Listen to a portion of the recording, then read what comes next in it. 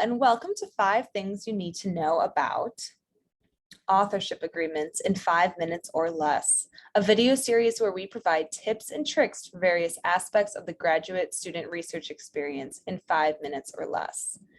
In this video, we offer some suggestions for agreeing on authorship in order for manuscripts and other writing projects. Never heard of an authorship agreement? Well, perfect. Stay tuned to learn more about it. What is an authorship agreement? An authorship agreement is a contract completed at the beginning of the writing process. Writers agree on tasks to be completed, authorship order, and deadlines prior to writing the manuscript.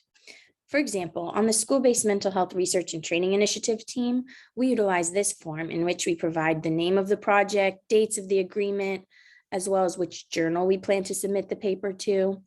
And there's a place for each component of the writing process and of the manuscript itself, in which authors add their names to determine who will be writing which part. And at the end, there's a place for signatures, so everyone agrees on this order. Next, determining authorship order. According to the American Psychological Association, psychologists take responsibility and credit only for the work they have actually done or contributed to. This is different from other disciplines who determine authorship by having a first author and then having co-authors in a random order. On our team, we determine authorship by discussing who wants to be first author and who wants to write specific parts, and then we all sign the document. There are other resources that can assist you in determining authorship order, such as an authorship scorecard, where certain responsibilities are weighted more than others, and the authorship order is determined based on the sum of numerical values attributed to each task. Check out resources through APA, such as A Graduate Student's Guide to Determining Authorship Credit and Authorship Order, to learn more about this process. Next, first author responsibilities.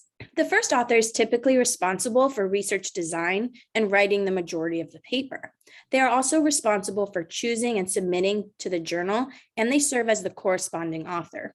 The first author typically reviews the proof before final publications and signs things like a publication agreement. Considerations for grad students. You should consider your short and long-term goals and how your involvement on the paper will give you opportunities to work towards these goals. Are you interested in a career in research or academia? Or are you just required by your program to first author a paper as a degree requirement? Each project and paper provides unique opportunities and responsibilities, and you will most likely be involved in multiple projects at the same time as you go through grad school. Authorship provides more opportunities and advancement in participation in future or related projects. It can also strengthen affiliations with other grad students and professors. It can also advance your overall career and eventually contribute to your professional identity as a researcher and scholar. Remember, however, that you must contribute to be an author. There are some cases in which it is easy to commit to too many projects or papers at once, but be upfront with your colleagues if this is an issue that arises. Telling someone you will not be able to contribute what you originally thought could be very helpful for your fellow authors, so someone can take on that responsibility for you. This will likely impact authorship order based on contributions, but this will also help your colleagues know that you care about the team. Finally, this leads us to concerns in authorship. There may be instances where there's a disagreement in authorship order or authors are not pulling their weight. In this case, it's recommended that your team have continued discussions of authorship at regular intervals. If you are really struggling, you can consult with others outside of the project to get another perspective. And when in doubt, just remind your team you all have the same goal. However, our team has not personally run into issues of disagreement, so hopefully this is not too big of a problem for you if you take the preventative steps that we've outlined above.